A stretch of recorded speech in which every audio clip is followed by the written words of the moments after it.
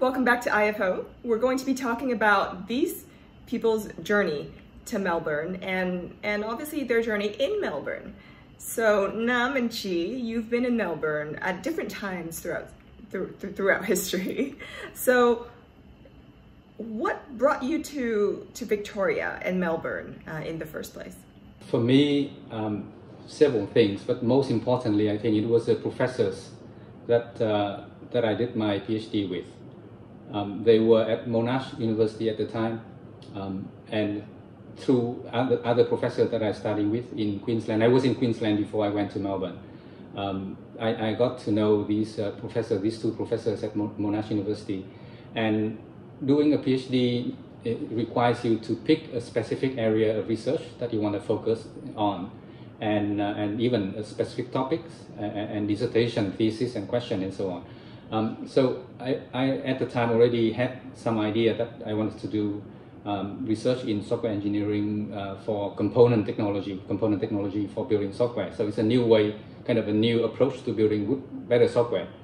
And the professors were among the leaders in their field. They were really welcoming in terms of me trying to do a PhD under their supervision, because they were also very interested in the topic that I wanted to do research in.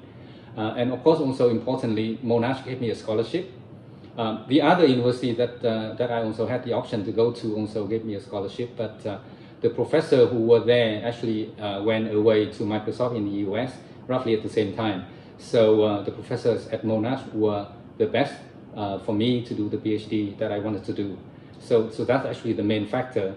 Of course, then Melbourne itself was also a key factor. I spent a few years in Queensland and already had the chance to travel to Melbourne as a tourist, had friends there, and my impression of the city was great. It was very exciting. It was much larger. It was more vibrant than Brisbane and Queensland. Of course, sometimes it was much hotter, and sometimes it was much colder. But I didn't experience a lot of that during the short trips that I made to Melbourne. The impression of the city was great. I wanted to change the scenery. I wanted to experience a new city. I wanted to experience a new university, because actually I thought that would be good to learn, not just doing a PhD, but also learn through the experience of living and even sometimes struggling in a new place and adapting to a new university and a new city. So Melbourne was, in that sense, was quite exciting in my mind at the time. That okay, it's great. The professors are down there, and I thought I would really like to experience the city. So I decided to come. Well, for me, when I had the intention to go to study abroad, I spent a lot of time doing research about university, about the city, about the countries that I'm about to go to, because this is where I will spend the next 2 or 3 years living and studying in, or even more. So this was when I stumbled across Melbourne, Australia. So Melbourne, Australia is one of the most livable cities with top-tier education in the world. And then I picked Melbourne Uni, and now I think the reason why I chose Melbourne Uni might sound a little bit funny to you guys, but well, do you know you always see university with old architectural building in those movies like Harry Potter, and as a kid you always want to live that fantasy, and I was one of them. When I look at the university images, I fell in love with the old rusty architectures of Melbourne Uni buildings and campus.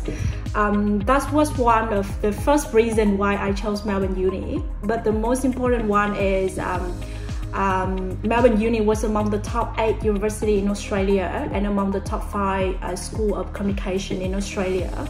And at that time I was looking forward to majoring in marketing and communication, so that's why I decided to choose Melbourne Uni. And also Melbourne Uni is really pretty close to the city, and as an international student I also want to explore the city, I want to explore the life in the city as well. That's why I decided to go to Melbourne and study in Melbourne Uni.